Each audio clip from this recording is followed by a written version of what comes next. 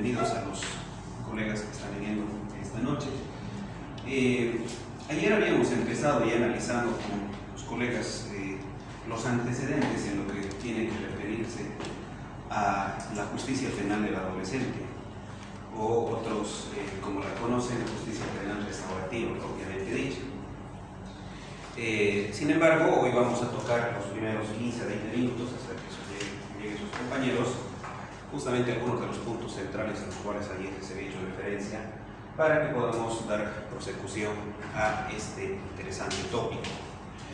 Habíamos manifestado, en todo caso, que el derecho penal del adolescente viene a ser una subespecialidad del derecho penal, no una subespecialidad del derecho de la niñez y la adolescencia. Si bien los jueces competentes en materia de derecho penal del adolescente son los jueces de la niñez y adolescencia. Pase, doctor. Viene a ser una subespecialidad del derecho penal porque no podemos desconocer los principios rectores justamente del derecho penal propiamente dicho y también del derecho procesal penal. Entonces, hasta el momento, eso analizábamos ayer, no se está pudiendo ingresar a una verdadera aplicación material de los alcances de la justicia penal para el adolescente o justicia penal restaurativa por la falta un poco de especialidad que amerita la materia. ¿Por qué? Porque evidentemente conforme al principio de especialidad que está consagrado en la ley 548, el mismo debería regirse de manera específica, dice, por sus antecedentes en referencia a lo que el Código Niño, Niña y Adolescente plasma para la aplicación del proceso penal para adolescentes. No debería irse más allá. Por el principio de especialidad deberíamos regirnos exclusivamente a lo que dice el Código Niño, Niña y Adolescente. Pero ayer, analizando un poco ya las concepciones doctrinales, teleológicas que dieron curso básicamente a la interposición de este derecho penal especial, es que hemos encontrado que más por el contrario, la justicia penal para el adolescente viene a ser una subespecialidad, una sanción a ese delincuente y básicamente ha penado lo que ha cometido antes de que se le emita la sentencia. No, también el Estado tiene que tener o tiene que priorizar en todo caso y premiar a aquella persona que durante el tiempo de su confinamiento, es decir, del tiempo que está cumpliendo una pena determinado cumplimiento de condiciones, se restablezca y se reinserte a la sociedad. Eso básicamente en justicia penal para el adolescente es lo más importante, no así el proceso propiamente dicho. ¿Por qué?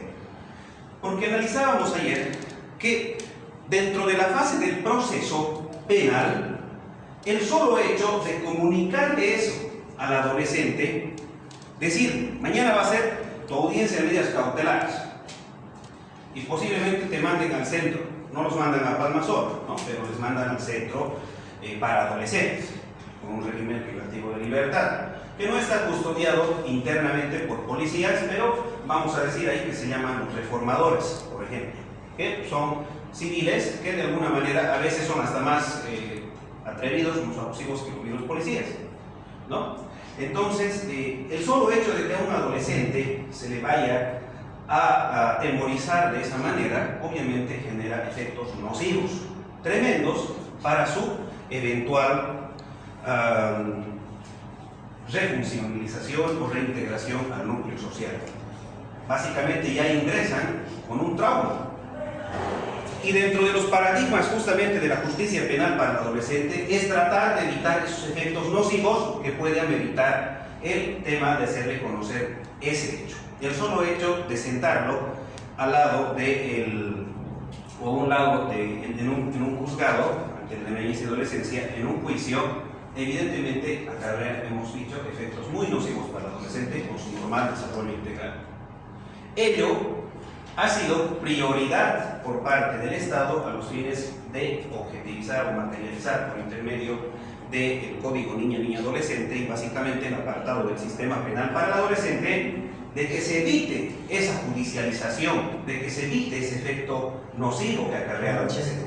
¿Cómo está, doctor?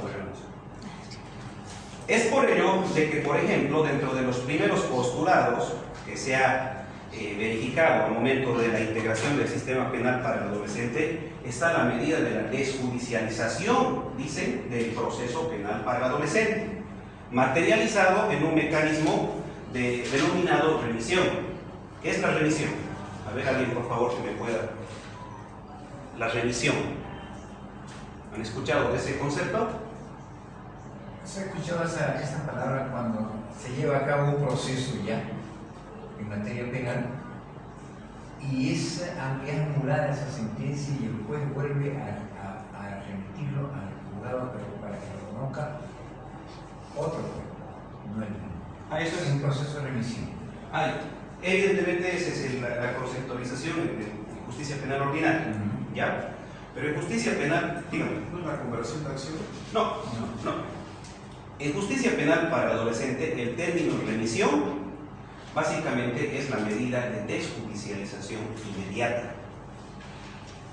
Obligatoriedad por parte del Ministerio Público y parte del Juzgado de la Niñez y Adolescencia, como por intermedio de los corresponsables, como son la Defensoría de la Niñez y Adolescencia y las Direcciones de Gestión Social, por el cual el adolescente en conflicto con la ley penal, en determinados casos, con penas que no superen los 5 años en el procedimiento ordinario común, por ejemplo, estafa, estelionato, hurto, se lo aparte antes de ingresarlo y someterlo a juicio.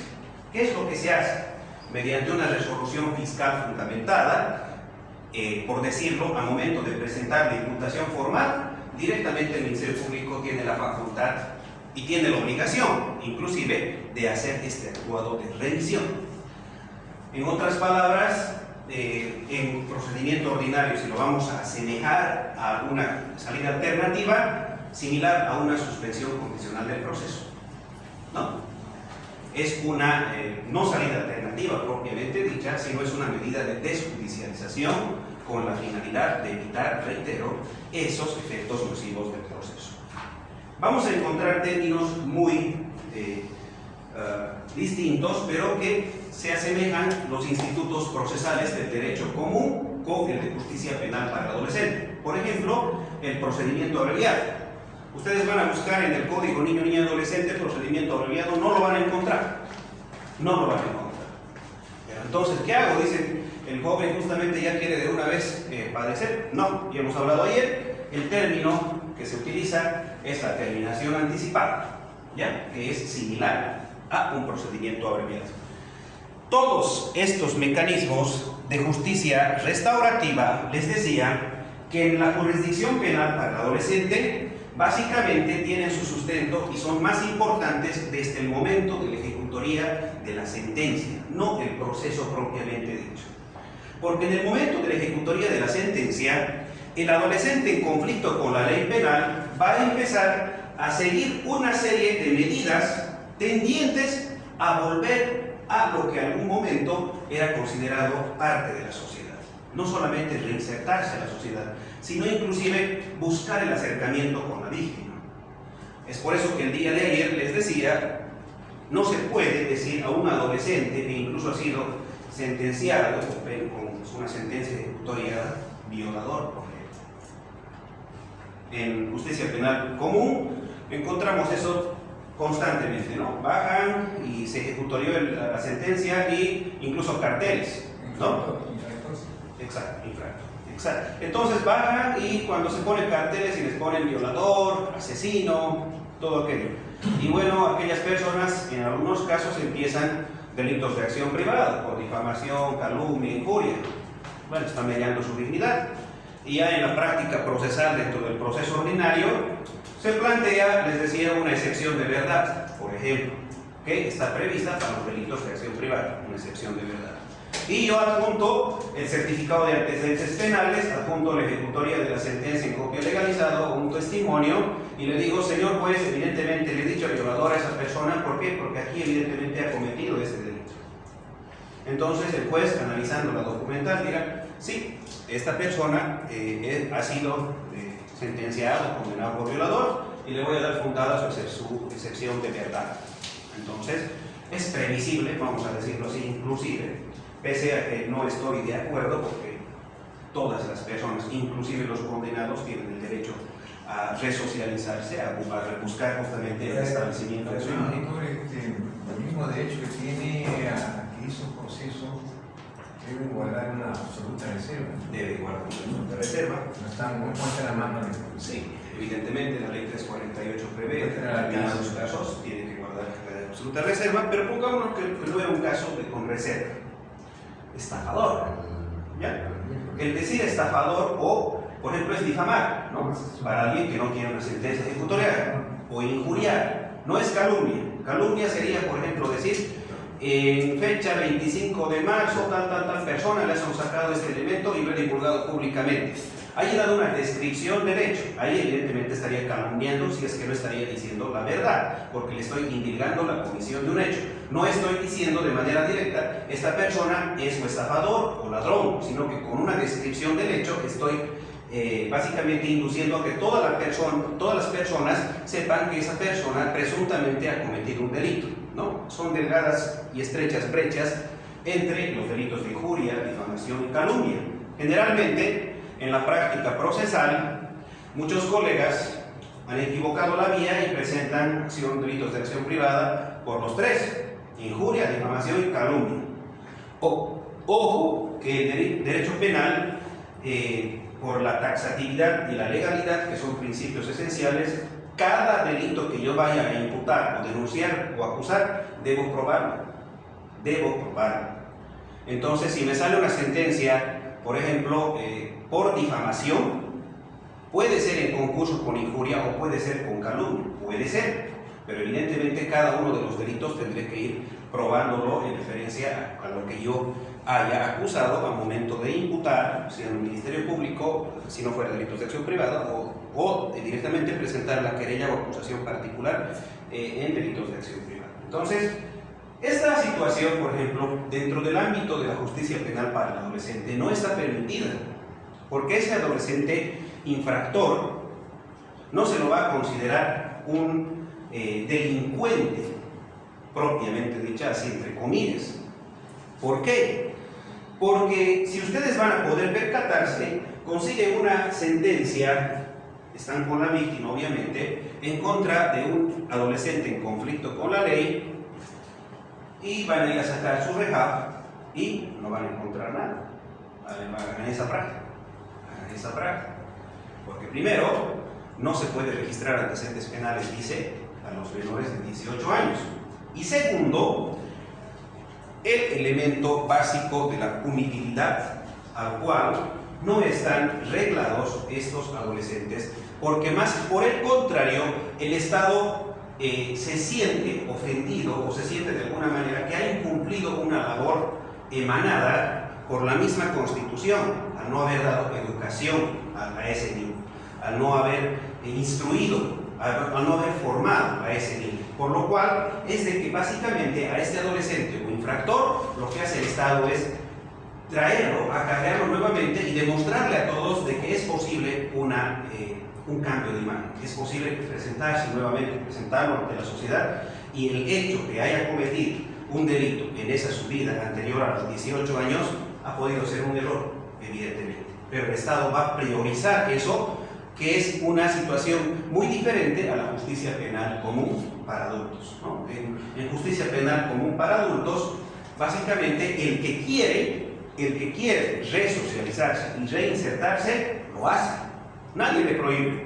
Cuando uno entra a Palmasola, si quiere se anota al régimen de educación, si quiere se anota al régimen de trabajo. Es voluntario. Y si no quiere, se sienta y no hace nada. ¿Cuántos de ustedes han debido tramitar alguna vez redención de pena y se han encontrado con un cómputo muy bajo? ¿No? Ya está como 4 años por un delito, por ejemplo, de tráfico de sustancias controladas, que le han dado 10 años. Y ya estamos calculando nosotros, ya está pronto a salir, ya debería salir. Y va y hacemos y pedimos su redención, y resulta de que apenas nos han redimido 6 meses, 1 año, año y medio, y eso se suma evidentemente al tiempo físico que lleva cumplido. Entonces, eso va en función al trabajo y al estudio que vaya el que quiere realmente reinsertarse. Inclusive puede hacer en la justicia penal común, ordinaria, trabajos extras, horas extras. El horario normal son 8 horas, ¿no? Pero puede prolongarse, dice, hasta 12 horas en la ley de ejecución penal. Entonces, automáticamente, 2 horas más le aplico en la mañana, algunos se dedican, por ejemplo, a la peluquería, y 2 horas más le aplico en el régimen en la tarde, estudio. Los TICs, que son justamente la verificación de todo el cumplimiento de este sistema progresivo en la ejecución penal, va a emanar de que las personas, en determinados casos, evidentemente, están cumpliendo horarios extras. Y eso le va a ayudar, pues, le va a ayudar a esa persona para que cuando busque una redención, se le compute mayor tiempo y salga más rápido de la cárcel. Va a salir más rápido si él lo quiere. No es para todos la regla de que has tenido 10 años y si un día no has hecho de trabajo o estudio, no te ha dado la gana, por decirlo así, vean que no van a poder redimir tampoco condena como están pensando. Y van a tener que seguir cumpliendo y cumpliendo y cumpliendo, ¿no? Entonces, a diferencia de esa situación voluntaria que da el sistema penal común, en la justicia penal para el adolescente es obligatoria. Y son corresponsables empezando el juez. El juez le va a ordenar a la de la Defensoría que haga el seguimiento y los correspondientes informes sociales de cumplimiento, porque inclusive se le va a presentar un plan. Una vez que se ha emitido, por ejemplo, una sentencia en terminación anticipada por el delito de violación, póngale de que 20 años es la pena común y por el tema de la atenuación de la pena vamos a tener 4 años. 4 años sería de 20 años, ¿no ven? Entonces, automáticamente es un régimen necesariamente privado de libertad, supera los 2 años, corresponde, y yo tengo que presentarle un plan de cumplimiento justamente de las medidas socioeducativas tendientes al restablecimiento y la reinserción. Entonces, a ese adolescente, en base a las aptitudes, el informe social que haga la Dirección de Gestión Social, va a decir, este joven tiene la intención de continuar sus estudios. Quiere profesionalizarse, quiere salir, entonces va a empezar a hacer actos por los cuales, evidentemente, en este sistema, la corresponsabilidad más grande pesa sobre el juez y sobre las instituciones que tienen que verificar el cumplimiento de estas medidas socioeducativas o de reinserción social. Cuando ha fracasado este sistema, en el momento que se olviden de la ejecución de la sentencia. Y eso es lo que está pasando en la práctica, lastimosamente.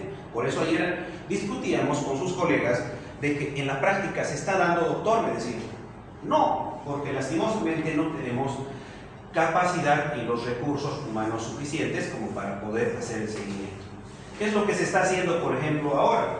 Se va a una reparación del daño, caso de lo más común, les decía, robo de celular de los adolescentes entre 14 y 18 años, inmediatamente de la Defensoría viene y como si ya fuera un... ¿Cómo está, doctor? Bueno, como si ya fuera un experto en el área, lo primero que hace es presentar ante el Ministerio Público la reparación del daño. Se ha devuelto el celular, perfecto, ya, la reparación del daño procede, ya. Vamos a darle algunas medidas de justicia restaurativa, medidas socioeducativas. Esta persona tiene que reinsertarse en determinados círculos sociales, por ejemplo, acercarse con la víctima o hacer el seguimiento a sus padres, que debería ser lo primero que debería aplicarse. Traigan a sus padres y empiecen a darles, bueno, algunos consejos para saber qué es lo que está haciendo por el cuidado de su hijo. Porque en base justamente al cumplimiento de las medidas socioeducativas, como también son corresponsables y principales corresponsables los padres de familia, porque evidentemente la responsabilidad civil no va a recaer sobre el adolescente en conflicto con la ley penal. De toda responsabilidad penal surge una responsabilidad civil. Siempre va a surgir penal y su responsabilidad civil. En el derecho común, derecho penal común, el imputado va a tener que responder la responsabilidad civil una vez que se le emita la sentencia condenatoria. Se va a aperturar el proceso especial de la reparación del daño ante un juez de sentencia. Bueno, y si es que habrían pasado 2 años, todavía puede empezar la reparación del daño, pero ya en la vía civil, pero también le sirve, puede hacerlo. En cambio, en la justicia penal para el adolescente, la víctima le podrá demandar a alguien que es incapaz de obrar. Puede. ¿Por qué? Porque justamente adolece de la capacidad de obrar de conformidad a lo que establece el Código Civil, ¿no? El Código Civil dice las personas son capaces a partir de los 18 años. Responsables civilmente de la misma manera, serán a partir de los 18 años. Y en todo caso, en materia penal, no tiene nada que ver el momento de la ejecución de la sentencia. Por eso digo de que es una subespecialidad del derecho penal. ¿Qué es lo que nosotros analizamos en derecho penal al momento del conocimiento de un hecho o de un caso? El momento de la fecha en que se realiza el hecho. ¿No ve? Digamos, se ha realizado el día de hoy, estamos en el mes de febrero, y surge de que para el delito que se ha cometido el día de hoy, en el mes de marzo, ahora es procedente, por ejemplo, la detención preventiva. En un ejemplo que estoy dando, en un proceso ordinario común. Lo mismo que pasó con el delito de estafa antes de la promulgación de la ley 1173. Hasta la promulgación de la ley 1173, estafa, estelionato, por ser delitos patrimoniales que tenían pena sobre los 3 años la mínima, automáticamente procedía la detención preventiva. ¿Ve? Pero ha venido una nueva ley, y la ley 1173, y por principio, o primacía en todo caso de los principios básicos del derecho penal, toda ley venidera que sea favorable al imputado podrá ser aplicable de mejor manera, dice. Sin embargo, no podremos aplicar en contra del imputado leyes venideras con efectos retroactivos al mismo tiempo. Algo que se ha tachado, por ejemplo, de inconstitucional en referencia a los delitos de corrupción, porque ha venido la Constitución en 2009 y ha dicho los delitos de corrupción tendrán efecto retroactivo. Sin embargo, ha habido ya un entendimiento más amplio y ha modulado diferentes sentencias constitucionales y autos supremos cuando debe considerarse la corrupción, evidentemente, como un delito tendiente a la retroactividad de la acción penal. Y esto, evidentemente, va a ir en función a que, desde el momento de la promulgación de la Constitución, los delitos de corrupción que se den en adelante van a tener efecto retroactivo, pero no los que se pudieron haber realizado un día, un año anterior, un mes anterior, todo aquello. Porque si no, en ese caso, estaríamos hasta desenterrando a algunos, y algunos viejitos, ministros, todo eso, les seguirían procesos como que cuando se promulgó, evidentemente, la Marcelo Quiroga Santa Cruz, se estaba haciendo. Y se estaba haciendo a todos. Exministros, cantidad de procesos que tenían, que pensaban que, evidentemente, se podría procesar penalmente a aquellos que hayan cometido delitos de corrupción anterior a la publicación de la nueva Constitución, y en especial de la Marcelo Quiroga Santa Cruz. Eso ya ha sido modulado. ¿Por qué? Porque dentro de un principio rector justamente del derecho penal general es nulla pene sine legea previens, ¿no? No hay pena sin una ley específica previa al momento de que se ha cometido el hecho. Entonces, de la misma manera en justicia penal para adolescente, si se ha cometido ahora el hecho, todo lo venidero que pueda ser favorable al adolescente en conflicto con la ley penal también le va a ser aplicable y va a ser favorable para él. No se va a basar, por ejemplo, en el momento de la emisión de la sentencia. Sucede de que, por ejemplo, en un caso ha empezado a los 17 años porque había cometido el delito a los 16 años. Entonces termina el juicio a sus 18 años, 19, póngase, con apelación más. Y lo que ayer discutíamos, en la práctica han habido prácticas tan terribles que solamente el hecho de hacer llegar una denuncia ante la Corte Interamericana de Derechos Humanos nos hace responsable al Estado de unas cuantiosas enormes de dinero. Porque se ha dado una práctica que los han mandado a palma sola. Cuando ya cumplió la mayoría de edad. Sí, los han mandado a palma sola. En Sucre se ha dado un caso, acá he escuchado 2 o 3, que era un proceso penal para adolescente, y el juez de la niñez y adolescencia no, pues este ya tiene 19, creo que tenía el primero, y no lo puedo mandar al centro. Evidentemente en los centros hay una normativa, en la mayor parte de los centros, que no se admiten a mayores de 18 años, pero no lo puedo mandar pues a palma sola. Ese es un sistema procesal, ese es un sistema penitenciario cerrado para justicia penal ordinaria o común. Debe analizar los mecanismos para hacer efectiva esa sentencia, tomando en cuenta que la aplicabilidad del Código Niño, Niña y Adolescente es previsible únicamente hasta los 24 años. No es prorrogable más allá. Uno, por el tema de la prescripción, y dos, porque evidentemente estos delitos, este tipo de procesos de justicia penal para adolescente se someten a el debido proceso en su vertiente de plazo razonable. Todo está limitado y ligado en la justicia penal para el adolescente. Entonces, habíamos analizado la existencia de estos dos paradigmas en la justicia penal para adolescente. La situación irregular versus el paradigma de la protección integral. Situación irregular, ¿por qué? Porque evidentemente el niño, el adolescente, viene a ser parte de un grupo sectario, un grupo vulnerable, altamente vulnerable. Tradicionalmente vulnerable, sí. Y ayer analizábamos de que por decir la palabra vulnerable, automáticamente se nos viene siempre a la mente niño, se nos viene el adolescente, tercera edad, discapacitado, mujer, ¿no? Siempre se nos viene a la mente. Esos son grupos tradicionalmente vulnerables, pero también analizábamos el día de ayer de que vulnerable puede ser cualquier persona, inclusive un hombre, inclusive un varón, frente a su esposa. Les daba un ejemplo también de un caso en el cual se ha tenido que proceder a la detención preventiva en delito de violencia familiar doméstica a la esposa. Buenas noches. Pasa. ¿Por qué? Porque resulta que el vulnerable era el varón. El varón nunca le levantaba la mano, era grandote y todo lo que quieran, tenía una voz ostentosa, pero no era él el vulnerable dentro de determinado grupo familiar, porque la mujer, en este caso, en este ejemplo que él se había dicho, aprovechaba justamente su condición de mujer para cometer delitos, lesiones. Pasa. Buenas noches. Creo que ahora han venido todos y vamos a, no sé si vamos a entrar. Estábamos bien, ¿no? Ayer por eso nos han cambiado, es que dijeron no van a venir.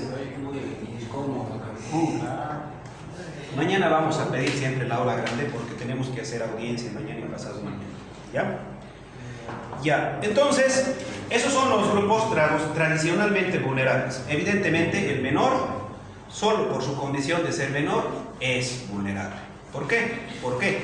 Automáticamente no puede por sí ir en defensa y tutela de sus derechos. Por eso es de que el Estado le asigna de manera obligatoria un funcionario para el acompañamiento del proceso penal, un funcionario de la Defensoría de la Niñez y Adolescencia. Entonces, lo que hace el sistema, por ejemplo, si es que se procede a una aprehensión en flagrancia de 5 delincuentes, de los cuales 3 son mayores de edad y 2 son menores de edad, ¿qué es lo primero que tiene que hacer el fiscal y la policía? Separar. La separación de causas, y al mismo tiempo debe convocar inmediatamente, no puede esperar un segundo, porque no existe esa calidad, les decía ayer, de custodiados, aprendidos por parte de la policía. No, lo que hace la policía a los adolescentes hasta que llegue la defensoría es un acompañamiento. En los casos de flagrancia, evidentemente se procede, los presentan, y lo que prima, evidentemente, es la presunción de la minoridad. ¿Qué significa? De que si no tiene papeles el adolescente como para que en el momento pueda acreditar y diga al fiscal, ¿sabe qué, señor fiscal?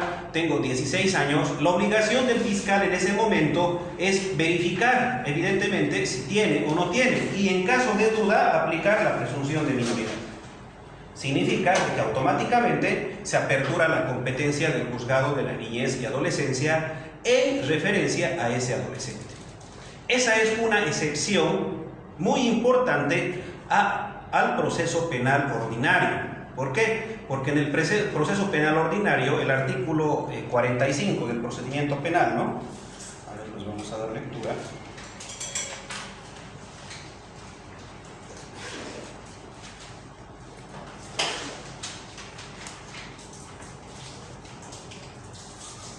Dice indivisibilidad de juzgamiento.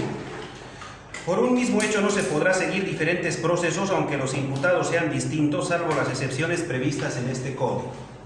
Entonces, al comienzo, la primera parte, estaríamos diciendo que sería contrario a la norma, pero también habla ahí de salvo las excepciones de este código. Y evidentemente, antes de la implementación de la ley 548,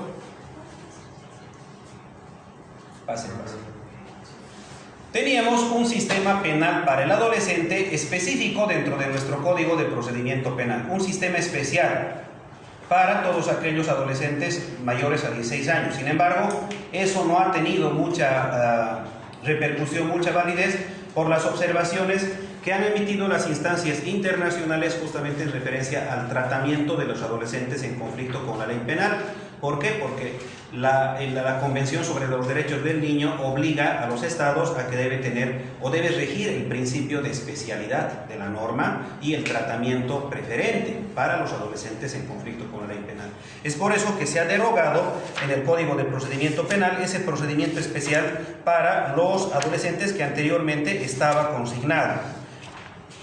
Ustedes podrán ver que en el título cuarto, el artículo 389 y el 389 y 390, 91, el artículo 389 fue derogado por el Código Niño, Niña y Adolescente, ley número 548 del 17 de julio de 2014.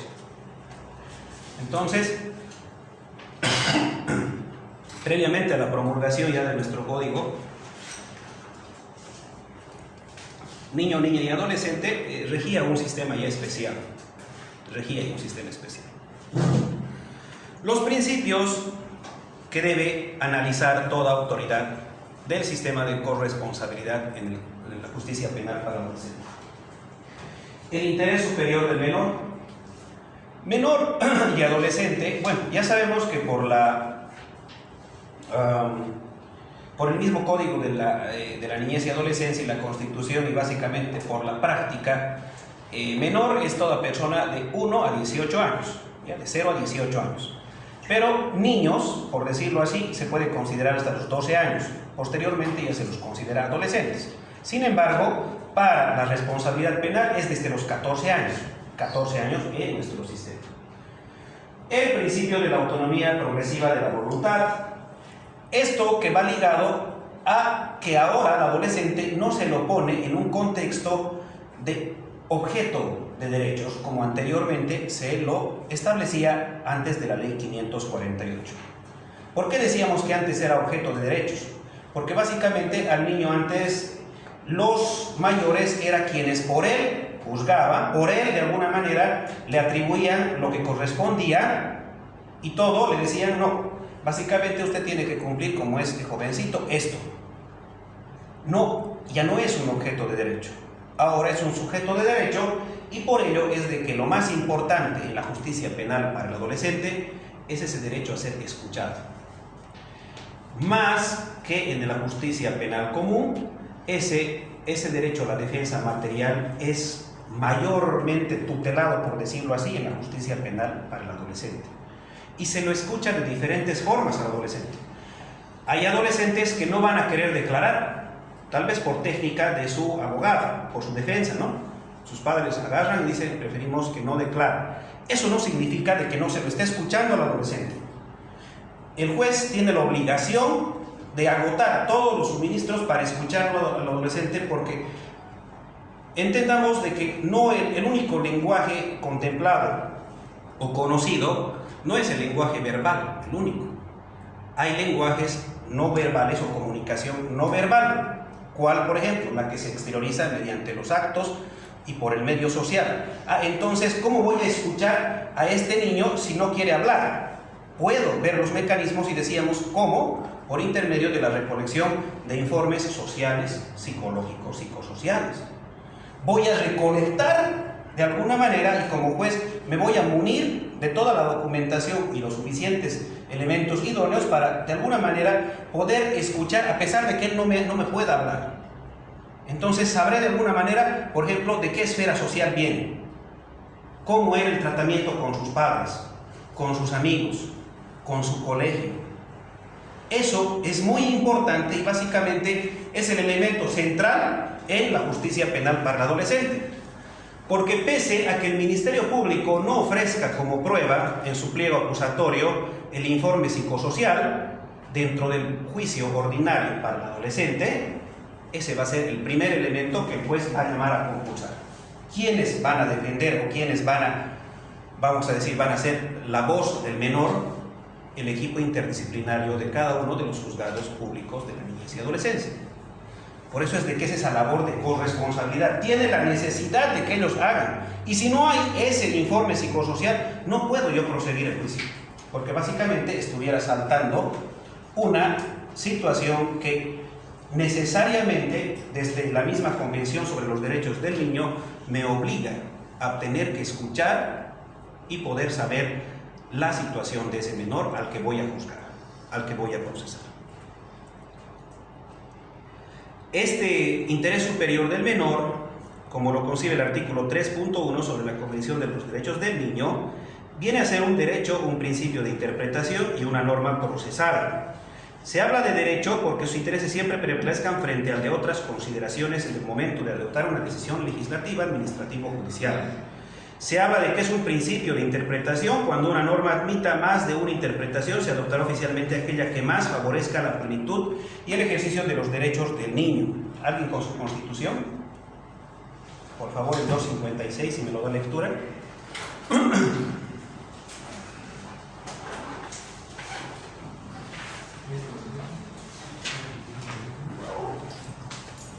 Artículo 256.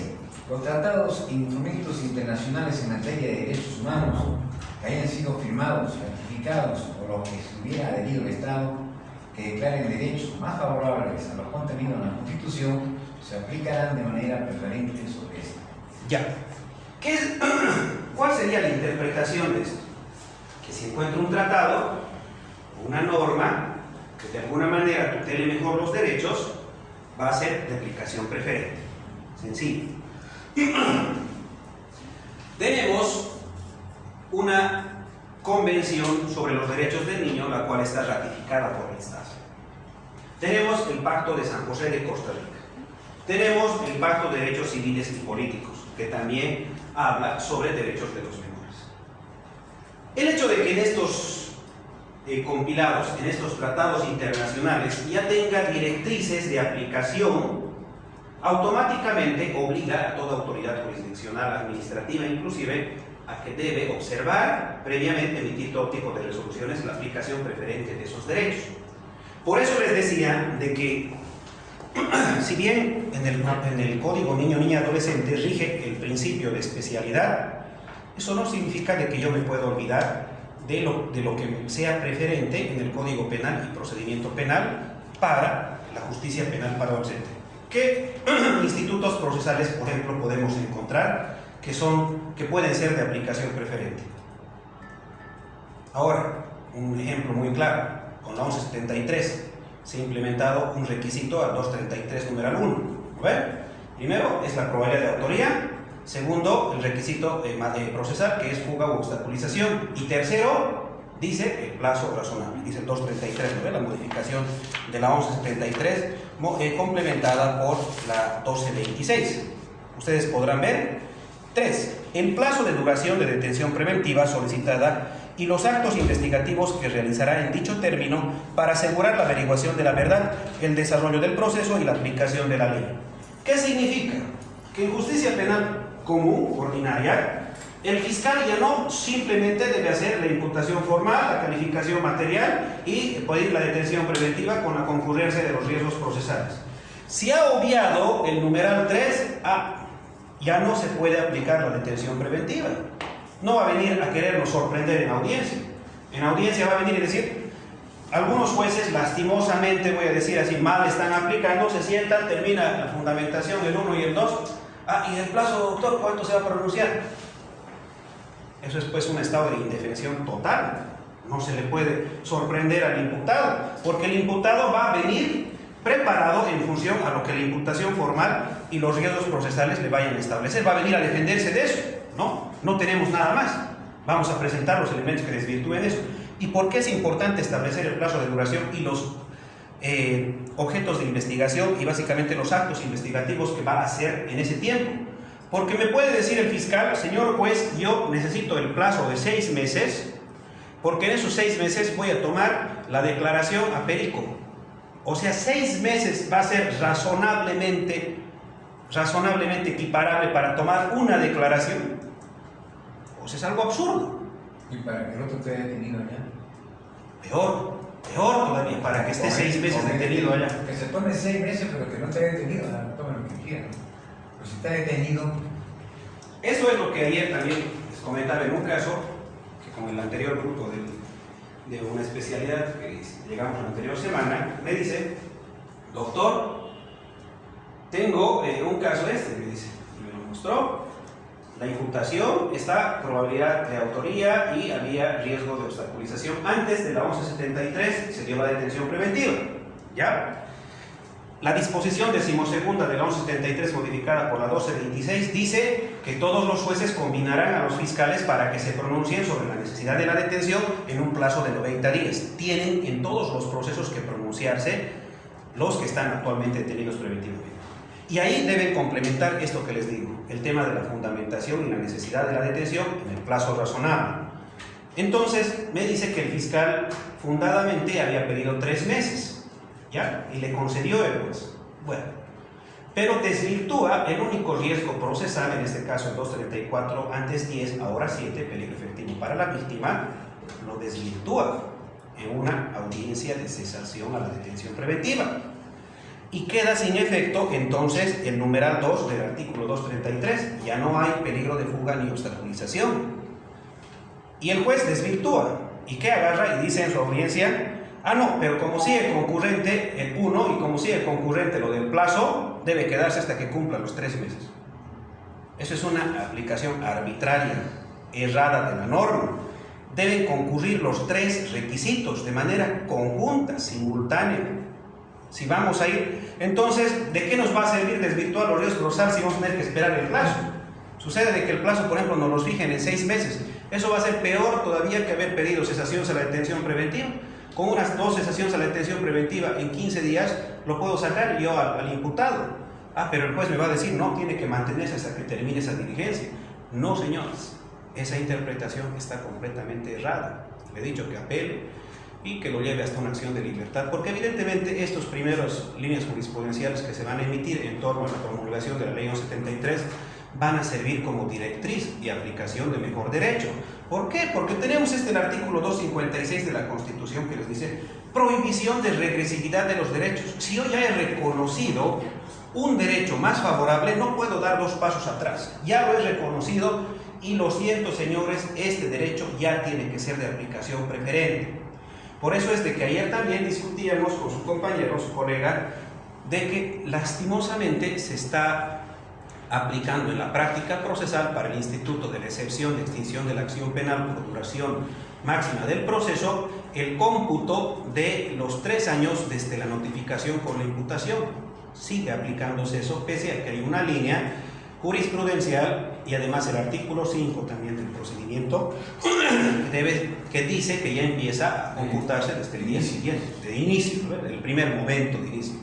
Sin embargo, nótese que están todavía estas contradicciones o estas controversias y ello necesariamente nos obliga a aplicar de mejor manera el contenido jurisprudencial de lo que emana del Tribunal Constitucional Plurinacional. Porque solo las sentencias que emanan del Tribunal Constitucional Plurinacional es jurisprudencia y de conformidad al artículo 15 del Código Procesal Constitucional es de aplicación vinculante y obligatoria, transversal en todos los procesos. No se necesita siempre que el proceso sea particular o similar, no, el entendimiento es único. Por eso es de que ustedes van a revisar los fundamentos jurídicos de un fallo, de una sentencia constitucional, son generales, no hablan de un caso en específico, ¿no ven? Solamente, por eso tienen un apartado, el 3.4 generalmente, aplicación o del caso en concreto, esa es otra cosa, eso no es la ratio decidente. La ratio decidente justamente va a estar en los fundamentos jurídicos del fallo de aplicación general, para todos los procesos.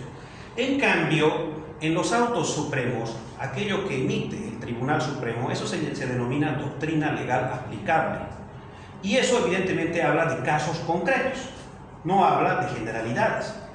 Por ejemplo, tenemos un auto supremo muy conocido, el 0056, quebrado 2016, que habla, por ejemplo, de la teoría de la criminalización de los documentos, ¿no? Cuando ya ha descartado, antes todo lo que se llevaba a la fiscalía y decía, tiene un documento de reconocimiento de deuda o tiene un contrato y automáticamente váyase a la vía civil, ¿no? Nos daban una patada a los fiscales cuando queríamos presentar porque había un documento. Eso ya ha quedado superado por ese auto supremo cuando dice que desde el momento de la comisión o suscripción de cualquier tipo de documento haya existido el dolo manifiesto de no querer cumplir, de no tener la intención de devolver, por ejemplo, o de mentir o de engañar, puede ser considerado estafa. Y no necesariamente tenemos que agotar la vía civil. Es claro este auto supremo. Eso es aplicable para casos de estafa, por ejemplo, y cuando haya contratos. Pero, de manera transversal, lo va a emitir el Tribunal Constitucional, la jurisprudencia aplicable de manera general a todos los derechos, porque realiza una interpretación de la Constitución. Los autos supremos van a venir a revisar la legalidad de casos en concreto, pero las sentencias constitucionales van a verificar la transgresión de derechos, no de casos en concreto. Vulneración y transgresión de derechos. Esa es su finalidad. Doctor, disculpe, para la extinción de la acción de los 6 meses, se cuenta desde la imputación. 134. ¿Cierto? Sí. De la imputación, es para los 6 meses. Sí. Pero para los 3 años es desde el inicio de la investigación. Debería ser, eso le decía ayer, de acuerdo a lo que, pero se los he pasado ayer a sus colegas, si le puede dictar, por favor, o al final les voy a dictar. Lastimosamente hay una línea que modula, mal modulada. ¿Por qué? Porque si ya le ha reconocido un derecho desde el día siguiente de la notificación, por ejemplo, de la denuncia, que debería ser, se ha establecido de que procesado propiamente dicho, mediante esa línea, es desde el momento que se notifica con la imputación, que anteriormente no tenía una calidad de procesado, por decirlo así. Por eso es de que la imputación le da el denominativo de imputado cuando es notificado justamente con esa resolución. Es un poco restrictiva y más sesgada, pero como le digo, tiene también asidero y asentamiento en tratados internacionales, de los cuales hace referencia al derecho a la víctima y que en todo caso el Ministerio Público, por la persecución penal que le atribuye, le contiene el Ministerio Público, es el que de alguna manera tiene que emitir una primera resolución para poder realmente conocer si una persona es procesada o no.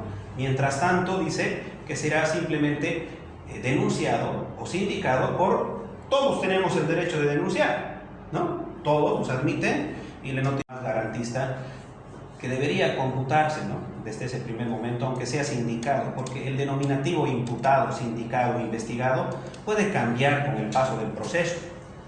Se habla de imputado, por ejemplo, en fase de juicio. Revisen el Código de Procedimiento Penal. Desde la apertura del juicio se sigue hablando de imputados. Ya no son imputados, ya son acusados, ¿no? Se sigue hablando de imputados en la Ley de Ejecución Penal. Ya no son imputados ni acusados, son condenados. Entonces, puede ser variable en los denominativos. Sin embargo, lo que de alguna manera puede servirles en la práctica cuando vayan a precautelar o defender un derecho que se encuentren en un caso de esos, que va a ser muy común, utilicen e invoquen la sentencia constitucional, les decía, 2233, quebrado 2013. Esa es la que de alguna manera les va a ayudar a hacerles entender a los del tribunal y a los jueces de cuál es el precedente en vigor, qué es lo que se aplica de mejor manera. Yo puedo tener esta sentencia en referencia a un determinado hecho y esta sentencia que es completamente contradictoria a esta otra. Por ejemplo, en cuestión de los riesgos procesales, como la sentencia constitucional 0056 quebrado 2014 y la 0070 quebrado 2014 han dado un entendimiento para el riesgo procesal del 234.10 y 234.7, que ese riesgo procesal con la presentación de un REHAB automáticamente ya no subsiste, porque dice que ese riesgo o esa peligrosidad infiestimar, dice inclusive, de que sea un peligro efectivo para la sociedad, debe ser comprobado por un acto delictivo anterior. Entonces tiene que tener una sentencia. te establece eso, ¿no? Pero encontramos diferentes líneas hasta actuales en las cuales no van a poder nunca desvirtuar ese riesgo procesal. Por ejemplo, en lo que se refiere a los grupos vulnerables, casos de violación, casos de corrupción. Si son casos de corrupción o violación, dice no, vulnerable es todo el Estado. ¿Por qué? Porque evidentemente le ha atingido una situación que ha estado en menosprecio de la capacidad del Estado.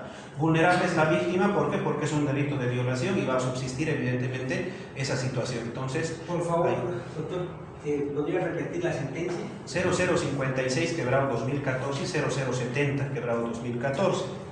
Esas son las que hablan sobre el peligro efectivo para la víctima y la sociedad, y que necesariamente dice debe ser acreditada la situación por una... Es un contexto integrado, eso, el inciso 10, más que todo, ¿no? Claro, ahora 7, ¿no?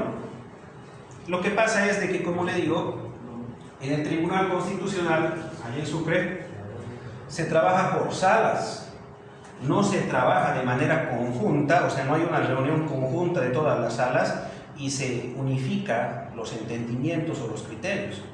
Ustedes van a encontrar, por ejemplo, después de una sentencia constitucional, guión S2, guión S3 o guión S1, esa es la sala, y su entendimiento de esa sala va a ir en esa línea, de la S2, que la sala 2 a mí me parece la más garantista. Si es que quieren ustedes alguna vez descargar su jurisprudencia de algunos determinados casos, búsquense de la S2, que es más garantista. De la S3, por ejemplo, no. De la S1, no, cerrados. Algunas cosas interesantes sacan alguna que otra vez, pero ese entendimiento es por sala. Lastimosamente errado. No debería ser así, porque si se trata de un tribunal constitucional, por el mismo ánimo de la, ¿qué se llama esto?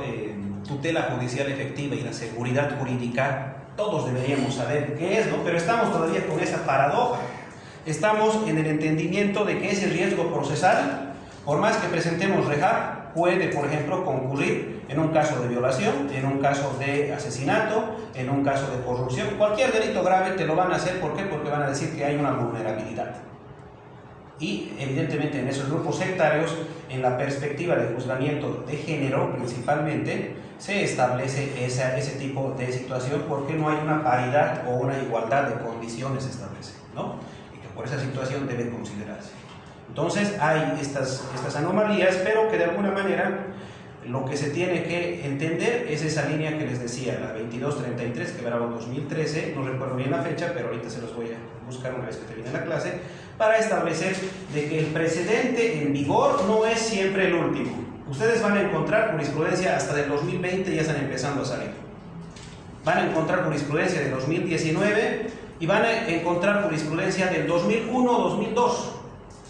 Y alguna vez acá en una apelación yo me he encontrado con alguna sala muy sesgada y me dice: doctor, usted está invocando una sentencia y nos quiere hacer incurrir en error del 2001. El Estado plurinacional se ha creado en 2009.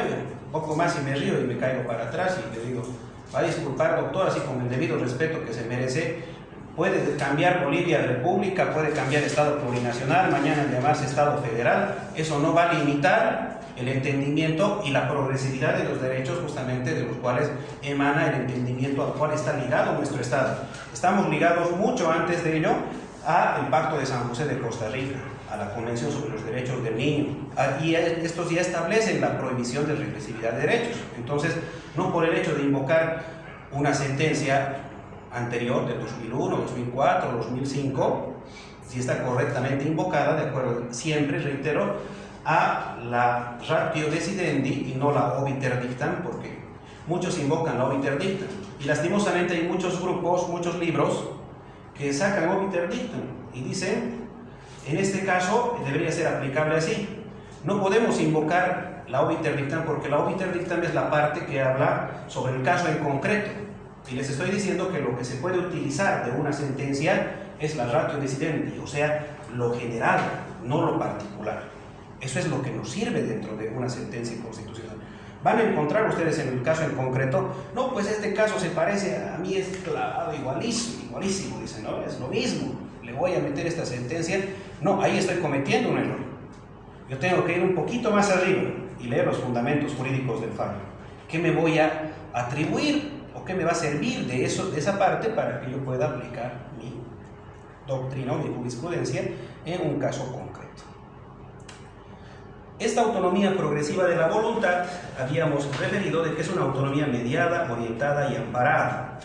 Los niños, los adolescentes son seres humanos con plena titularidad de todos los derechos humanos, pero cuyo ejercicio ha de estar amparado y orientado por el Estado, la familia y la comunidad, conforme a la evolución de las facultades de cada niño en particular.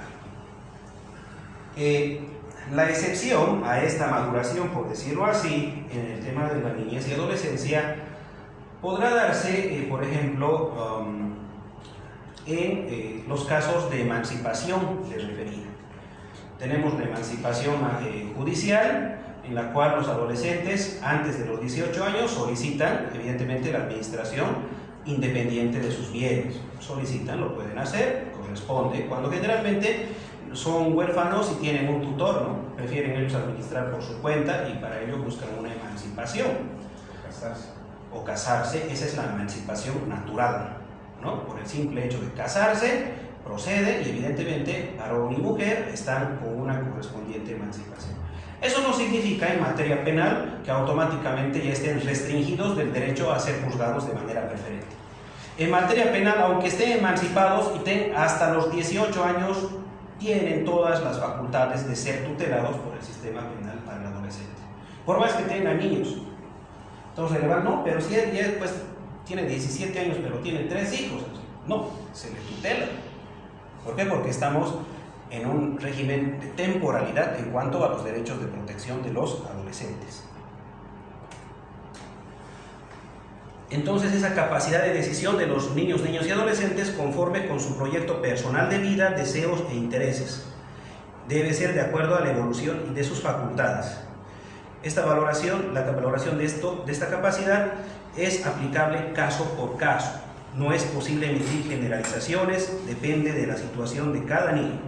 Por eso es importante realizar estos informes de seguimiento psicosocial.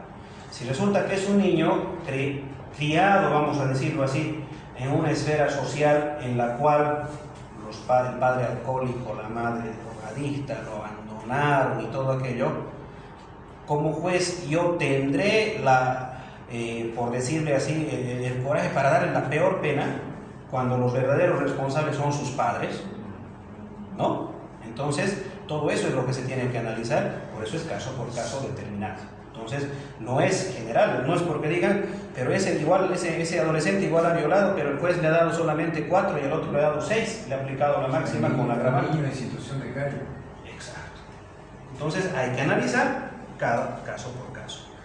Posicionar al menor frente a los adultos y al Estado como un verdadero sujeto de derechos. La libertad de opinión, el deber de garantizar su ejercicio en todo procedimiento. Por ejemplo, en el derecho a ser escuchado, al adolescente no le voy a poder limitar en ningún momento el momento que él me pida la palabra.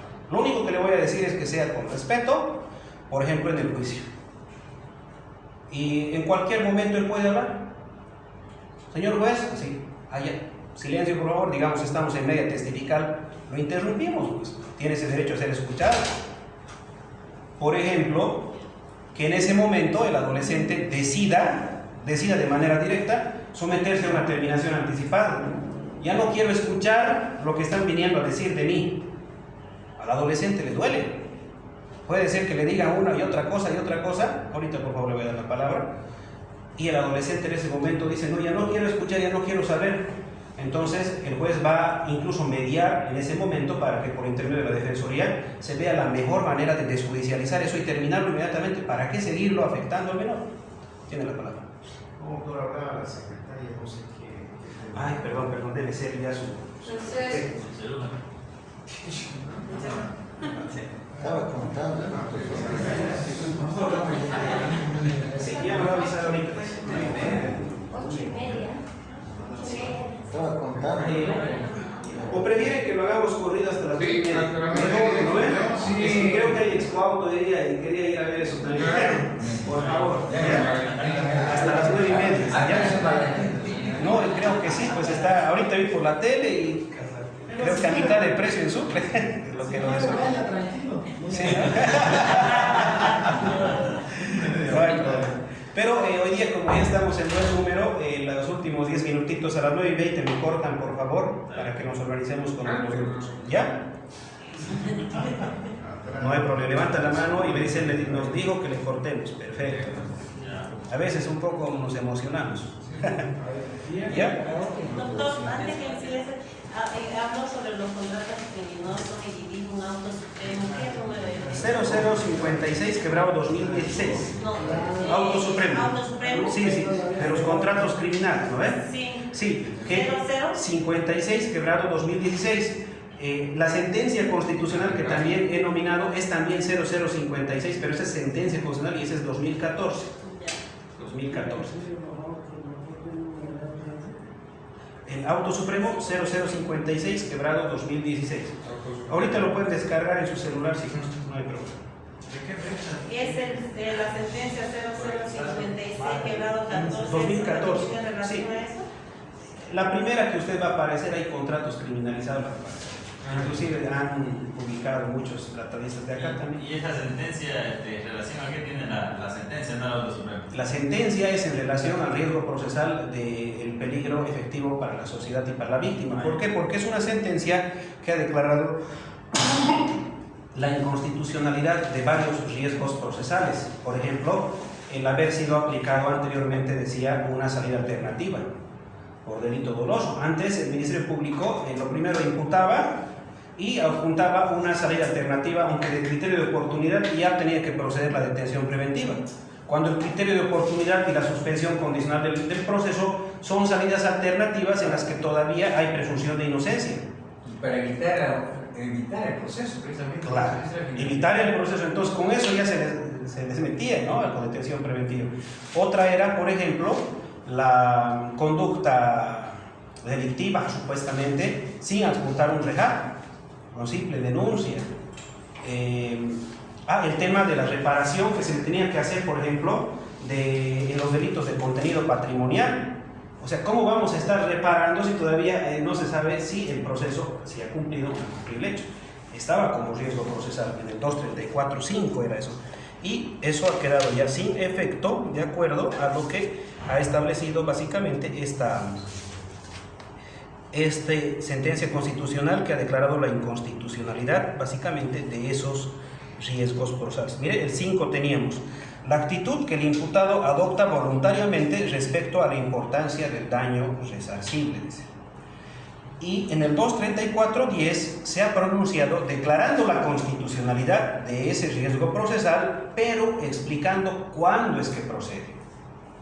¿Cuándo es que procede? Ahí ha dicho de manera clara. Y por eso que le digo que van a encontrar esa sentencia, lo corrobora la 0070 de ese mismo año, y van a encontrar otros entendimientos posteriores que dicen que aunque sea que no tenga, aunque no tenga antecedentes penales, en determinados casos sí va a concurrir, por ejemplo, en grupos vulnerables, violaciones, asesinatos, casos de corrupción. Dentro del principio de la igualdad y la no discriminación, desde un punto de vista horizontal, esto es frente a otros niños y entre niños. Evidentemente se asegura la aplicación de derechos reconocidos por la Convención sobre los Derechos del Niño a la Universidad de los Niños sin discriminación. Desde el punto de vista vertical da cuenta que no solo se produce discriminación entre niños, sino también entre niños y adultos. Por eso les decía de que no todo lo que pueda favorecernos y esté en este Código Penal y Procedimiento Penal lo podemos aplicar en el Código de la Niñez y Adolescencia cuando no esté específicamente detallado. Por ejemplo, el tema de la prescripción, ayer hablábamos. La prescripción en la justicia penal para adolescente es más reducida, los tiempos son más cortos, pero te dice que la interrupción de la prescripción se da, por ejemplo, por dos motivos: por imputación formal y declaratoria de rebeldía. Ya se interrumpe la prescripción con una imputación formal, y nosotros en el procedimiento penal para mayores encontramos que la única causal de interrupción de la prescripción de la acción penal está en la declaratoria de rebeldía. 31. El término de la prescripción de la acción se interrumpirá por la declaratoria de rebeldía del imputado. Entonces, solamente eso debería ser considerado. Consiguientemente, si ustedes plantean una excepción de prescripción en justicia penal para el adolescente, y la fiscal obviamente les va a responder y les va a decir: no, ha interrumpido la imputación que le hemos presentado antes de que cumpla el término, por ejemplo, les puede presentar eso, ¿no?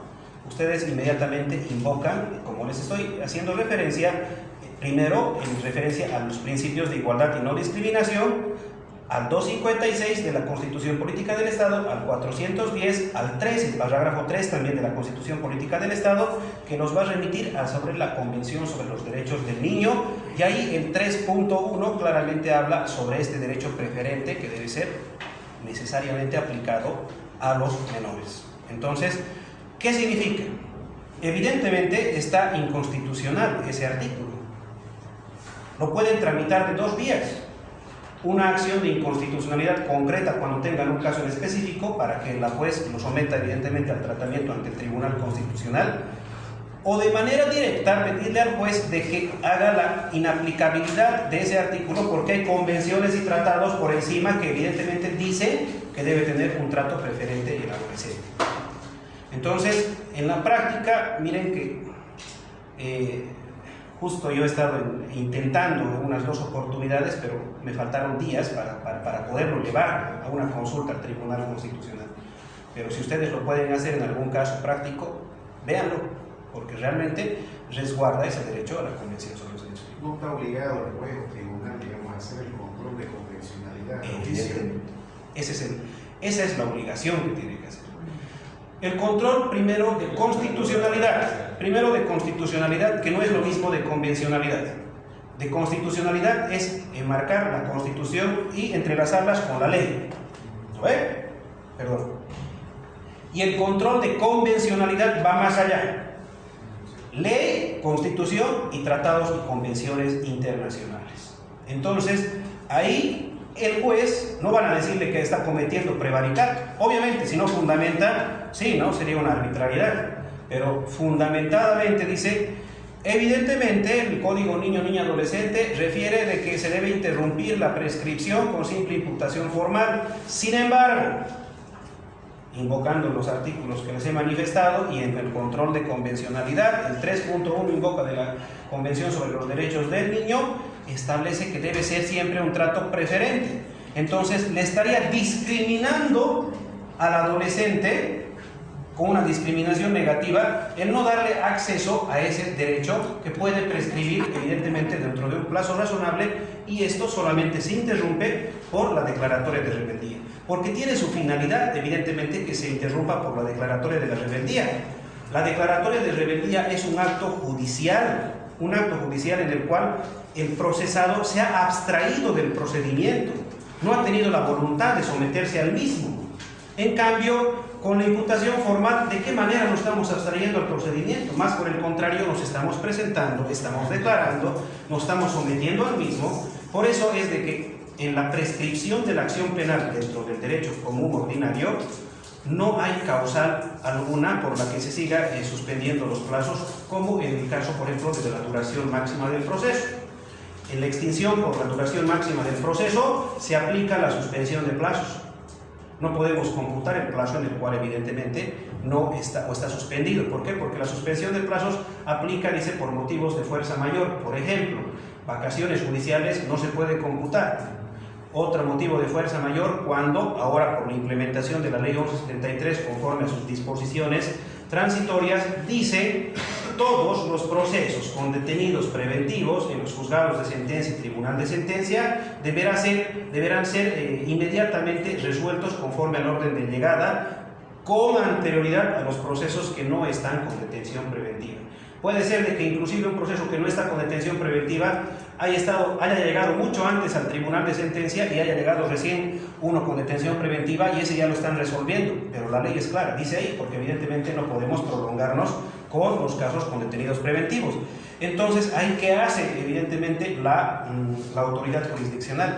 En esos casos debe determinar pues la suspensión de plazos, porque inclusive no están habiendo señalamientos de audiencia. Algunos van a ir a verificar, en estos casos sin detenidos preventivos no hay señalamientos de audiencia.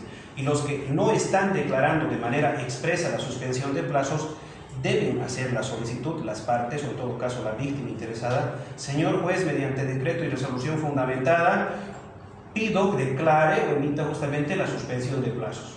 Porque inclusive esa providencia es una resolución, ni siquiera es una providencia de suspensión de plazos, es apelable por el imputado. Puede apelar y decir, no estoy de acuerdo con la suspensión de plazos por esto, por esto, por esto. No tiene usted razón porque está suspendiendo los plazos por los diferentes fundamentos que le pueda poner.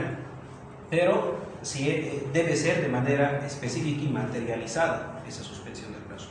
Y en la prescripción eso no va a ocurrir. En la prescripción va a seguir corriendo el término. ¿Por qué? Porque no se para por nada del mundo desde la medianoche de ocurrido el hecho. Y cuando hay suspensión del término de la prescripción, de acuerdo al artículo 32.1, cuando se haya resuelto la suspensión de la persecución penal y esté vigente el periodo de prueba correspondiente. Entonces, por ejemplo, en una suspensión condicional del proceso. Obviamente sería pues incongruente de que le demos la suspensión condicional del proceso a un término, por ejemplo, de condiciones de 3 años, porque varía de 1 a 3 años, ¿no? La suspensión condicional del proceso. Y resulta de que el tipo se ha abstraído del cumplimiento de las condiciones. Entonces pasan los 3 años y se revoca la suspensión condicional del proceso. Pero agarra y al día siguiente presenta su prescripción. Ahí no, porque haya habido una suspensión del término del cómputo de la prescripción por esa misma salida. 2. Mientras esté pendiente el fallo, esté pendiente la presentación del fallo que resuelva las cuestiones prejudiciales planteadas. Eso también es muy importante. Las cuestiones prejudiciales son la excepción propiamente dicha de prejudicialidad. Si es que nos dan fundada una excepción de prejudicialidad y mandan, por ejemplo, la vía civil, puede ser que en el proceso civil tarde 2 años hasta que consigamos una sentencia en el proceso civil. Y si ha sido en la vía únicamente de la excepción de prejudicialidad, no es de que yo primero vaya a la vía civil, agote la vía civil y luego me pase a la vía penal. No, ha tenido que declararse fundada una excepción de prejudicialidad que me haya remitido a la otra vía para que realmente se proceda a la suspensión. Durante la tramitación de cualquier forma de antejuicio o de conformidad de un gobierno extranjero y en los delitos que causen alteración del orden constitucional e impidan el ejercicio regular de la competencia de autoridades legalmente constituidas. Entonces, como podrán ver, los institutos procesales son muy diferentes y evidentemente tienden a no ameritan mayor interpretación porque están sumamente claros en referencia a los cómputos de esos derechos. Entonces, bajo ese principio de igualdad y no discriminación, tendré todo el derecho de hacer prevalecer los derechos del adolescente en lo que refiere a la aplicación preferente de los institutos procesales de la jurisdicción ordinaria al derecho penal del adolescente. El derecho a la vida y al desarrollo implica que los estados deben garantizar la vida a través de medidas positivas destinadas a protegerla. Importa la obligación de elevar la esperanza de vida de los niños, reducir la mortalidad. Este derecho de la vida, el derecho de la educación, el derecho a no sufrir ningún tipo de violencia, consagrado también en el artículo 19 de la Convención sobre los Derechos del Niño, básicamente hablan sobre diferentes finalidades o formas de violencia, que algunas no siempre son punibles penalmente. Vamos a encontrar algunos actos que no los vamos a encontrar como tipos penales, a eso hacíamos referencia el día de ayer. Por ejemplo, allá tenemos un niño y yo le empiezo a tratar mal con la palabra. ¿Qué delito ustedes me pueden acusar? Todos están acá ustedes y yo le empiezo a tratar mal al niño con palabras, ¿no? Violencia psicológica. A ver, vea, violencia psicológica, 271 bis o 272 bis. Vea, si se adecua o subsume al tipo penal, analice, a ver. 272 bis.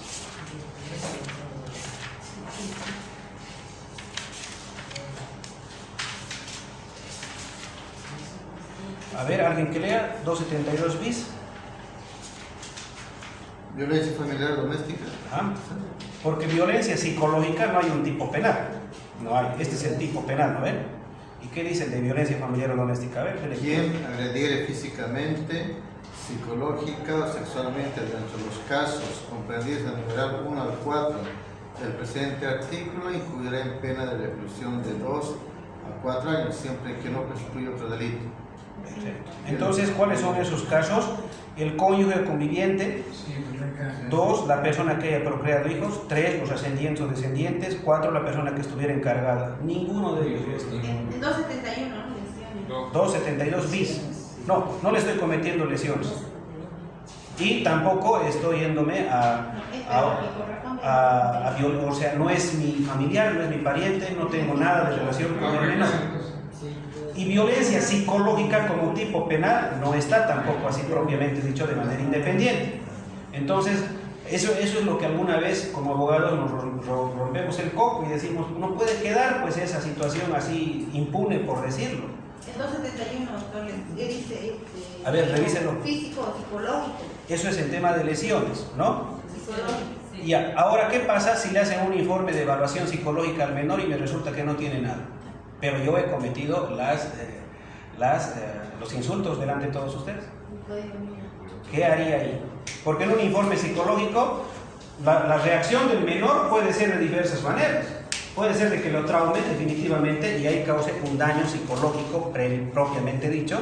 En ese caso estamos hablando de lesiones graves supuestamente en su vertiente de daño psicológico, ¿no ve? Si es que pruebo eso, muy difícil.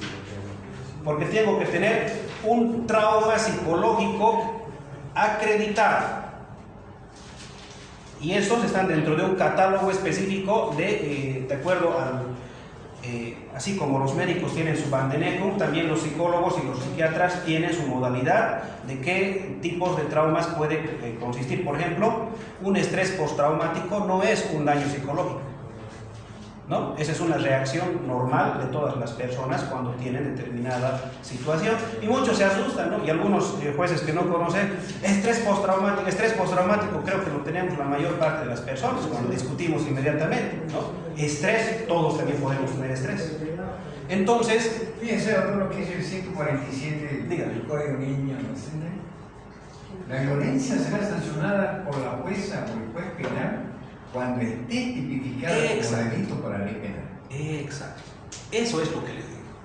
Si no está tipificado, pero ustedes están verificando que yo estoy cometiendo no un delito, pero sí una infracción, hay otra vía, que también es competencia el mismo artículo en su numeral. Léalo, por favor. Dice, la forma de violencia que no estén tipificadas como delito en la ley penal constituyen infracciones y serán sancionadas por la jueza o juez público de la niñez y adolescencia, conforme lo establecido en el presente código, tomando en cuenta la gravedad del hecho y la sana crítica del juzgado. Perfecto, perfecto. Entonces, se dan cuenta que en materia de la niñez y adolescencia no vamos a encontrar, por ejemplo, delitos cometidos contra menores, evidentemente, tipificados claramente, pero eso no va a ser limitante como para que se pueda procesar a infractores por violencia hacia los menores. Eso es lo que evidentemente la Convención sobre los Derechos del Niño refiere. Por ejemplo, agresiones físicas o verbales, solo agresiones, sin especificar el resultado que puede ser un trauma psicológico, por ejemplo. Aquí hay un caso que aprovechando que usted es su área, porque como usted dice, no hay cómo adecuar la conducta cuando una tercera persona violenta a un niño donde no hay daño físico o psicológico, que también lo puede ver, ¿no? Usted dice que hay que educarlo. Entonces, a una mujer, no es rapto, puesto, retención cuando se retiene. Sí. Por un problema de familia la retuvieron por su hija, la agarraron, la torturaron delante de su hija. Ya. Y a su hija le pusieron, le pegaron, pero fue amenaza para que no pida auxilio en el vehículo. Le pusieron un cuchillo en el pecho. ¿Entiendes? Entonces la muchacha quedó traumada. Y como no había lesión física de policía, no hizo su trabajo en su momento, todo recién después de casi un mes. Entonces,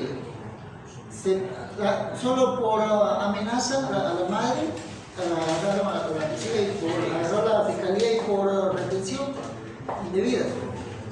Y no se dio cuenta la niña. Y hasta ahorita está peleando por esa área. ¿Por qué? Porque la niña, como el fiscalía no le dio pelota, la niña traumada, porque quedó traumada, dejó el colegio, o sea, no podía salir ni a la esquina. Tuvieron que presionar por un psicólogo externo, ¿me entiendes? Ya. Para que el psicólogo externo vea que había un daño, para que recién fiscalía dé la intención para que pueda mandarla a Levi, que vaya a llegar a un estudio para ver qué daño. Ya. O sea, ¿cómo adecuo ahí, digamos, Ya, para que ahí, por ejemplo, hay un incumplimiento de deberes por parte del Ministerio Público. El Ministerio Público tiene la obligación de investigar, ¿ya? Si resulta de que realizada la pericia psicológica no se evidencia un trauma, no significa que el hecho no ha existido. ¿Por qué? Porque, por ejemplo, una pericia psicológica puede dar dos resultados. Puede dar un primer resultado, testimonio de credibilidad creíble, y el segundo resultado, referencia a la existencia de secuelas traumáticas o daño psicológico que se haya podido establecer. No existe ningún tipo de daño. Entonces, ¿qué como fiscal es lo que corresponde hacer? No tengo el tipo penal porque el tipo penal me exige lesiones necesariamente psicológicas o en todo caso un trauma psicológico evidenciable, material. Entonces, remito, como dice claramente lo ha leído su colega, la obligación parte por la Defensoría ahí.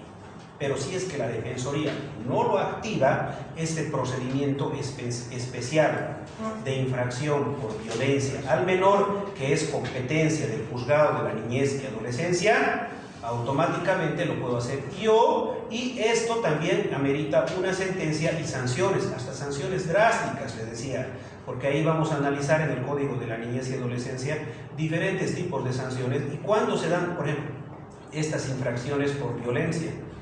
La mayor parte de los profesores hacen eso con nuestros niños, en los colegios, en las escuelas, ¿no? Algunos no se permite, dice, ningún tipo de maltrato o castigo denigrante. El hecho de ponerlo acá delante, como decían, al chancho o las orejas del burro, lo que anteriormente era lo más común para nosotros, nuestros castigos, eso también es una infracción por violencia al niño, al menor. No amerita un delito. Se la ha llevado a la hecho con la cámara, sí, para que la grabación te da pena, y ni así fiscalía daba. En ese caso, pero yo más me iría por un tema de privación de libertad, ¿no? Porque le han, o por un secuestro. Porque finalmente la han retenido. No quiso tomarlo, ¿por qué? A ver, dígame, porque yo ya tuve que meterme. Hasta ahorita recién lo he hecho abrir el caso porque no había cómo, la fiscalía me hablaron. Y yo dije, bueno, pues vamos a jugar por el otro lado, mándale a tu hija. Yo la vi pues mal, la peladita, fui a la casa, la escuché ya. Hay amenazas, hay privación de libertad, hay secuestro. Y ahí haga la pericia psicológica y si le sale trauma psicológico, lesiones también graves psicológicas. Por el psicólogo, eso le metí, la que no tenía orden fiscal. Ellos no hay orden fiscal, sí, pero aquí ya con esta, el psicólogo está obligado a denunciarlo. Claro. Y lo presioné con eso para que recién el ESLIN ahora están haciendo, mire, eso fue en octubre, recién están haciendo todo, la niña está dañada, la niña no quiere ir al colegio, o sea, un trauma sería la calle después. Debe haber un trauma, entonces ahí se adecuaría a unas lesiones graves. Hágalo con pericia, pero pericia. El forense que yo el psicólogo forense por lo menos entre 1 año a 2 años para ver si la niña vuelve porque está perdida. No, pero hacen una evaluación para determinar en todo caso la existencia de una secuela traumática y lo va a hacer. Como le digo, el fiscal, una hora. Y dígame. Sí, hay una conducta negligente y dejada por parte de los funcionarios policiales. Sí. Al momento de la recepción de la denuncia, sí, donde nuestro Código Procesal Penal es concreto, claro, en decir de que la denuncia puede ser de manera escrita o verbal, sí, pero que jamás en la práctica quieren recepción los funcionarios policiales. Más todavía que como en ese tipo de casos o en el caso de lesiones piden de que sí o sí presente un examen médico forense, ¿no? Donde no es un prerequisito para realizar la denuncia, ¿no? Más bien es de ahí donde debería empezar. Exacto, ¿no? Entonces las indicaciones donde va a dar facultades a ambos de que puedan probar sus hechos que están indicando, ¿no? Tanto el denunciante como también el derecho que tiene el imputado. Pero esto dificulta al momento de iniciar el proceso penal, ¿no? Y esto es principalmente en el caso, a menos de que se trate de hechos de tránsito, porque ahí son extremadamente diligentes, ¿no? Sí, claro, eso es lo que buscan. El artículo 177 hablaba de lo que usted decía, señor, en las acciones de defensa. En caso de amenaza o vulneración de derechos individuales, colectivos o difuso de niña o niño adolescente, sea por acción u omisión cometida por particulares, instituciones públicas o privadas, se podrá acudir ante la autoridad competente interponiendo las acciones de defensa correspondientes, con la finalidad de hacer cesar la amenaza o restituir el derecho de acuerdo a lo previsto en la Constitución Política del Estado, Código Procesal. Evidentemente, hay esas posibilidades que no siempre van a ser esbozadas dentro del ámbito penal propiamente dicho, ¿ya? Puede darse de que constantemente en una institución pública o privada el menor se sienta amenazado, hostigado, ¿no? Por ejemplo, que hay algunos padres que les obligan a sus hijos a ir a determinados centros y no les gustan a los niños. Básicamente los llevan y, o sea, ya se entenderá de que los padres la finalidad tal vez es darles una buena educación o algo y los quieren llevar, pero y pagan generalmente por este tipo de centros o medios, algunos privados, constantemente amenazados, que mañana no te van a dar el que vayan, o sea, con este tipo de una amenaza mediática, ¿no? Que mañana no te van a dar recreo, que mañana no te van a dar para que vayas a... Entonces, este tipo de situaciones igual no van a encuadrar en el ámbito penal, tal vez no llegue a un trauma propiamente dicho, a una secuela o un daño psicológico, pero que evidentemente por sus instancias correspondientes. ¿Y a quién hace alusión cuando habla sobre la autoridad competente? A la Defensoría. Entonces, el hecho de que a un menor no se le recepcione, por ejemplo, una denuncia, como decía ahí, ya es causal de incumplimiento de deberes, inmediatamente por omisión. Y inmediatamente la Defensoría también estaría haciendo un incumplimiento de deberes, porque la Defensoría es el portavoz del menor. Si no está el padre o no está la madre, el portavoz viene a ser la Defensoría y hace la acción correspondiente. Ahora, ¿qué en la práctica yo les podría decir se puede llegar a aplicar y cómo es que de alguna manera estamos actuando en eso? Como dicen ustedes, es lo mismo. Vamos y quiero denunciar por violencia psicológica contra mi esposa. Ya, quiero denunciar violencia psicológica. No, pues primero usted vaya a hacer una pericia o una investigación psicológica, traiga su informe psicológico y preséntelo por escrito y tal y cual, cuando eso debería ser ya una atribución que evidentemente compete al Ministerio Público hacer esa investigación, ¿no? ¿Qué es lo que en la práctica hemos hecho? Como es una instancia pública, había ese razonamiento sesgado anterior que decía, no le puedes filmar al fiscal, no le puedes filmar al funcionario, y hay que utilizar estos medios de herramienta tecnológica. No existe ninguna prohibición, porque es una entidad pública. No existe ninguna prohibición reglada por el cual yo pueda hacer una grabación de audio desde el momento en que estoy yendo a recepcionar mi denuncia o de video. No existe alguna prohibición. ¿No me ha querido recibir? Bueno, como lo que mencionaba, y ustedes han debido ver en redes sociales lo que hacen eso constantemente con los policías. Porque hay algunos policías que constantemente, usted no me puede filmar cuando le están queriendo cobrar la coima, ¿no ven? Lo que dicen tradicionalmente. No hay, es un funcionario público. No hay una disposición, o sea, ¿cuándo podría cometerse un delito? Cuando yo haga uso, digamos, de esa imagen con fines ilícitos o con fines tendientes a de alguna manera dañar su imagen. Por ejemplo, que lo publique en el Face y evidentemente sin haber comprobado, ahí empiece a publicar, este policía el día de ayer me ha hecho esto. No es esa la instancia, no es la finalidad.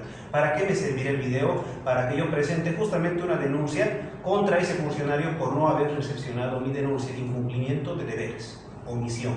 ¿No ven? Es un acto enteramente de omisión. Entonces, existen los mecanismos. Ahora hay que servirnos mucho de los mecanismos tecnológicos principalmente y también acompañar siempre de uno o dos testigos que van a ratificar, porque evidentemente nos vamos a ganar seguir un proceso en contra de X persona, pero vamos a conseguir la tutela judicial efectiva, vamos a conseguir lo que realmente queríamos hacer, operativizar ese sistema que es gratuito, que se llama el Ministerio Público, ¿no?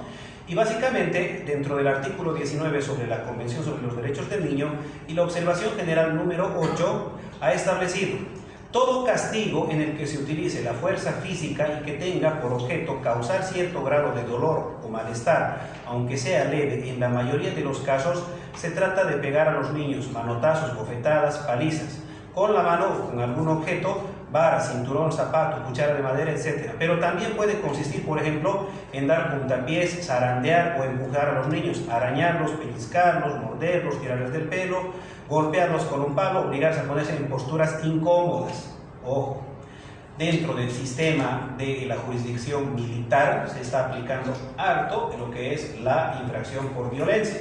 Poner al chancho es un castigo degradante que afecta evidentemente una situación incómoda, ¿no? Le ponen a la frente, al piso, a los premilitares, los que son menores de edad, evidentemente.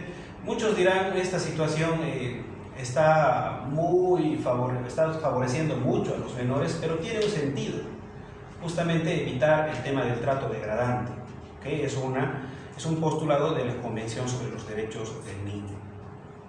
Y tampoco se puede hacer eso en la justicia penal para el adolescente, a los adolescentes que se encuentran en centros.